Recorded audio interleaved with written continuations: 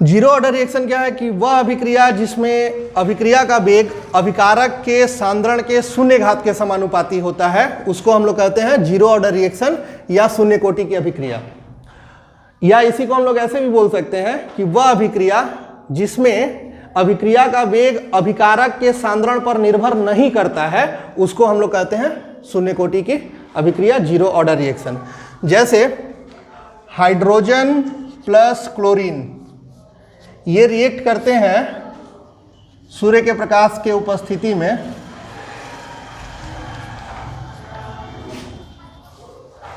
और बनाते क्या है, हाइड्रोजन क्लोराइड बनाते हैं। ये जीरो ऑर्डर रिएक्शन है, शून्य कोटि का अभिक्रिया है। क्यों? क्योंकि इसमें अभिक्रिया का वेग जब हम लोग dx/dt निकालते हैं तो यह होता है k into molar concentration of hydrogen का पावर 0 इंटू क्लोरीन का पावर 0, यानी कि ये टर्म हो जाता है k। तो ये हो गया एक जीरो ऑर्डर रिएक्शन। तो जीरो ऑर्डर रिएक्शन का डेफिनेशन पूछेगा, क्या लिखेंगे? वह अभिक्रिया जिसमें वेग अभिकारक के सांद्रण के शून्य घात के समानुपाती होता है उसको हम लोग कहते हैं जीरो ऑर्डर रिएक्शन। या इसी बात को हम लोग ऐसे ही बोल सकते हैं कि वह अभिक्रिया जिसमें अभिक्रिया का वेग अभिकारक के सांद्रण पर निर्भर नहीं करता है उसको हम लोग शून्य कोटि का अभिक्रिया कहते हैं। एग्जाम्पल एक ठो लिख देंगे, ये वाला एग्जाम्पल हो जाएगा। ठीक है, अब इसका काइनेटिक्स हम लोग देखते हैं, जहां से एक लॉन्ग क्वेश्चन बनने का उम्मीद है। चलिए जीरो ऑर्डर रिएक्शन का काइनेटिक्स देखते हैं। सपोज करते हैं कि ये एक रिएक्शन है जो कि जीरो ऑर्डर रिएक्शन है। इसमें माना कि अभिकारक का प्रारंभिक सांद्रण है a मोल पर लीटर। तो जब t इक्वल टू 0 होगा, t इक्वल टू 0 का मतलब हुआ कि रिएक्शन अभी शुरू नहीं हुआ है। तो रिएक्शन जब शुरू नहीं हुआ है तो प्रोडक्ट का कंसंट्रेशन कितना होगा? 0 ही होगा। स्टेटमेंट क्या हुआ कि माना अभिकारक का प्रारंभिक सांद्रण कितना है? a mole per litre at t equal to 0, माने जब रिएक्शन शुरू भी नहीं हुआ है उस समय प्रोडक्ट का सांद्रण 0 होगा। सपोज t सेकेंड के बाद, t सेकेंड बाद क्या हो रहा है कि x प्रोडक्ट बन रहा है, x मोल बन गया प्रोडक्ट का। तो रिएक्टेंट कितना बचा? पहले a था, a में से x निकल गया तो बचा कितना? a minus x. इस टर्म को बढ़िया समझ ले। माना अभिकारक का प्रारंभिक सांद्रण कितना है? a mole per litre at t equal to 0। जब रिएक्शन शुरू भी नहीं हुआ है तो अभिकारक का प्रोडक्ट का तो सांद्रण हो जाएगा 0। t सेकेंड के बाद सपोज करते हैं कि हमको प्रोडक्ट मिला x, तो अभिकारक कितना होगा? a मोल में से निकल जाएगा x, तो बचा क्या? a minus x. अभिक्रिया का वेग देखें,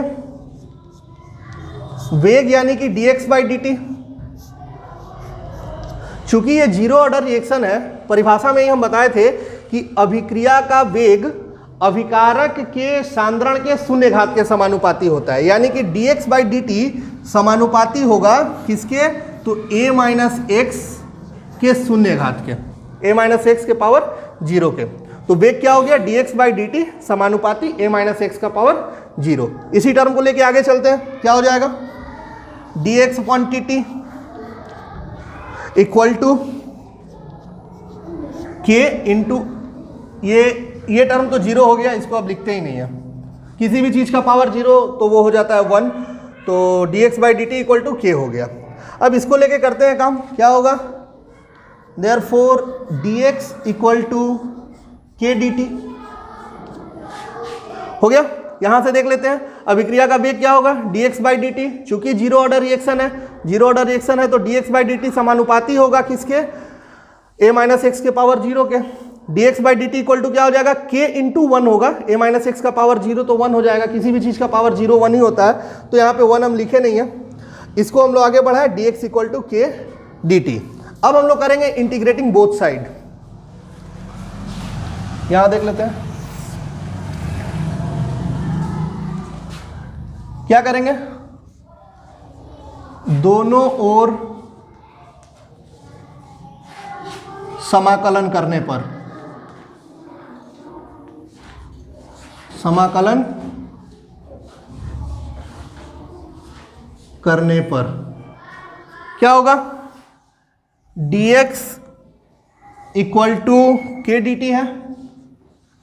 समाकलन करते हैं तो integration of dx, constant term का इंटीग्रेशन होगा नहीं, बाहर आ जाएगा, इंटू इंटीग्रेशन ऑफ dt।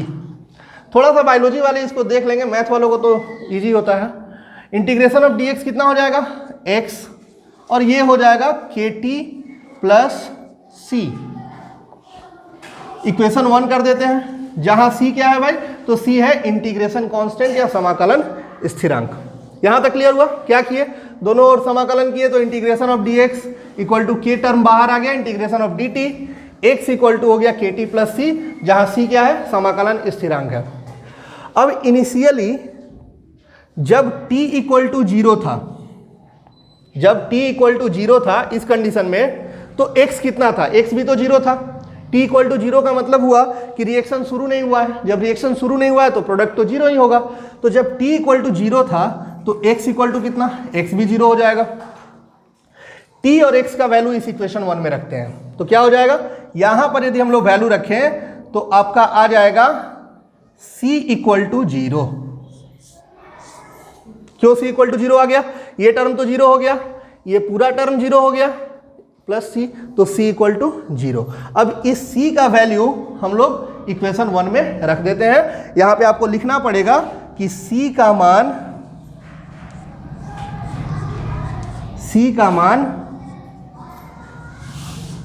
समीकरण 1 में रखने पर क्या हो जाएगा, c का मान समीकरण 1 में रखने पर x इक्वल टू के टी प्लस सी, प्लस सी है तो c का वैल्यू 0 रख देंगे, 0। अब इस टर्म का कोई, देखिए x इक्वल टू के टी प्लस सी था तो c का वैल्यू रख दिया 0। अब इस टर्म का कोई वैल्यू नहीं रह जाता है, खत्म हो गया। यानी x इक्वल टू के टी और k इक्वल टू हो गया x अपॉन टी, जहां k क्या है, रेट कांस्टेंट वेग स्थिरांक है, x क्या है, concentration of product after time t, x क्या है, प्रोडक्ट की सांद्रता t समय के बाद, और t क्या है, गिवन टाइम है। तो जीरो ऑर्डर रिएक्शन के लिए k इक्वल टू आ गया x बाई टी। एक बार शुरू से देख लेते हैं, बढ़िया से हो जाएगा। जीरो ऑर्डर रिएक्शन क्या है भाई, वह रिएक्शन जिसमें अभिक्रिया का वेग अभिकारक के सांद्रण के शून्य घात के समानुपाती होता है, या ऐसे भी बोल सकते हैं कि वह अभिक्रिया जिसमें वेग अभिकारक के सांद्रण पर निर्भर नहीं करता है, उसको हम लोग कहते हैं जीरो ऑर्डर रिएक्शन। सपोज करते हैं कि ये एक जीरो ऑर्डर रिएक्शन है, अभिकारक का प्रारंभिक सांद्रण a mole per litre, at t equal to 0, जब रिएक्शन शुरू भी नहीं हुआ है प्रोडक्ट 0 ही होगा। t सेकेंड के बाद सपोज करते हैं कि हमको x मोल प्रोडक्ट मिला तो रिएक्टेंट कितना बचेगा, a माइनस एक्स बचेगा। अब वेग निकालते हैं, वेग dx upon dt directly proportional a minus x का पावर 0। क्यों 0, क्योंकि चूंकि जीरो ऑर्डर रिएक्शन का बात कर रहे हैं तो अभिक्रिया का वेग अभिकारक के शून्य घात के समानुपाती होगा। इसी को लेके आगे बढ़े तो dx by dt equal to k हो गया, a माइनस एक्स का पावर 0, वैल्यू 1 आएगा, उसको लिखे नहीं है। dx इक्वल टू हो गया k dt, दोनों ओर समाकलन कर दिए तो integration of dx, k constant term था बाहर आ गया, integration of dt, integration of dx x हुआ और ये टर्म हो गया kt प्लस सी। इनिशियली शुरू में जब t इक्वल टू 0 था, यानी रिएक्शन शुरू भी नहीं हुआ था, तो प्रोडक्ट 0 ही होगा। इस t और x का मान यहाँ पे रखे तो c इक्वल टू आ गया 0। अब c का मान समीकरण 1 में रख दिए तो x इक्वल टू आ गया kt, यानी कि k equal to x upon t. यही है जीरो ऑर्डर रिएक्शन का काइनेटिक्स। k का इकाई देख लेते हैं। जीरो ऑर्डर रिएक्शन के लिए k इक्वल टू हम लोग देखें, k इक्वल टू होता है x बाई टी, तो k का इकाई क्या हो जाएगा, x का इकाई अपॉन t का इकाई। x क्या है भाई, तो x की इकाई होता है मोल पर लीटर, x का इकाई होगा मोल पर लीटर और t का इकाई होता है सेकेंड।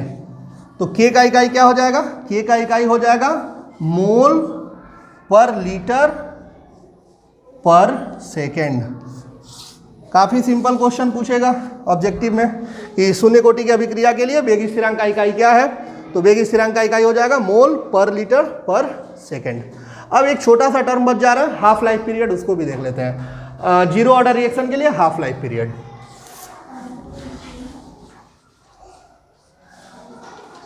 हाफ लाइफ, या इसको हम लोग डिनोट करते हैं टी हाफ से। क्या होता है हाफ लाइफ, वह समय जिसमें अभिक्रिया आधा पूरा हो जाता है उसको हम लोग कहते हैं हाफ लाइफ या अर्धायु, और इसको हम लोग डिनोट करते हैं टी हाफ से।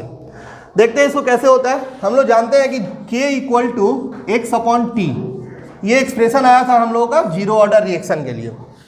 देखो जब T equal to t half होगा, जब T equal to t half हो गया,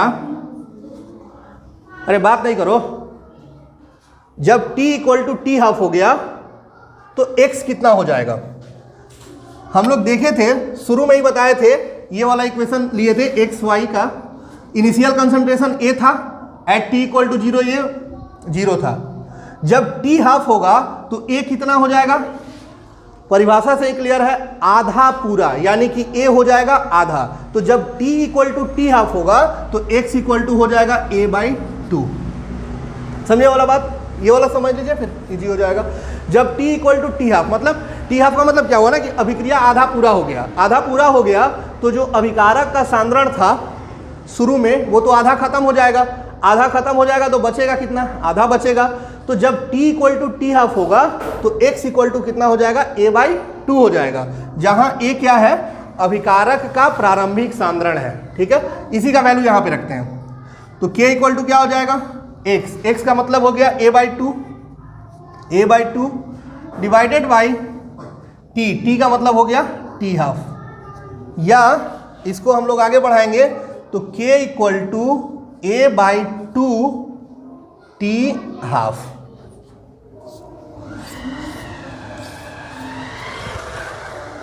K equal to A/2 T half, जहां K क्या है, K वेग स्थिरांक है, A क्या है, अभिकारक का प्रारंभिक सांद्रण है, और टी हाफ क्या है, तो टी हाफ है हाफ लाइफ पीरियड, अर्धायुकाल। यहां से क्वेश्चन पूछेगा कि जीरो ऑर्डर रिएक्शन के लिए K यानी कि वेग स्थिरांक और अभिकारक के प्रारंभिक सांद्रण में संबंध बताइए, तो यही संबंध हो जाएगा। या डायरेक्ट क्वेश्चन पूछ देगा कि जीरो ऑर्डर रिएक्शन के लिए हाफ लाइफ पीरियड कितना होता है, तो पूरा वाला लिखना पड़ेगा।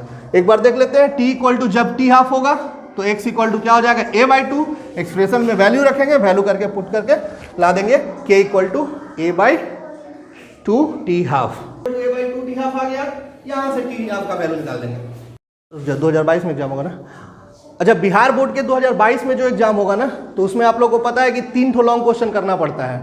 हम 12 लॉन्ग क्वेश्चन करवाएंगे टोटल। इस 12 लॉन्ग क्वेश्चन में से आप लोग कंफर्म रहिए कि 3 ठो लॉन्ग क्वेश्चन मिल ही जाएगा, 3 नहीं मिल जाएगा आप लोग को 5-6, जिसमें से कि 3 करना पड़ेगा। ठीक है, तो ये 12 लॉन्ग क्वेश्चन में का पहला जो लॉन्ग क्वेश्चन करवा रहे हैं आज जीरो ऑर्डर रिएक्शन। ठीक है, उसको बढ़िया से कर लेंगे। ऐसे ही जीरो ऑर्डर रिएक्शन के बाद 11 क्वेश्चन और करवाएंगे। इस 12 क्वेश्चन में से आपका पूरा लॉन्ग क्वेश्चन का सीरीज कंप्लीट हो जाएगा, उसके बाहर से लॉन्ग क्वेश्चन आपका नहीं आएगा।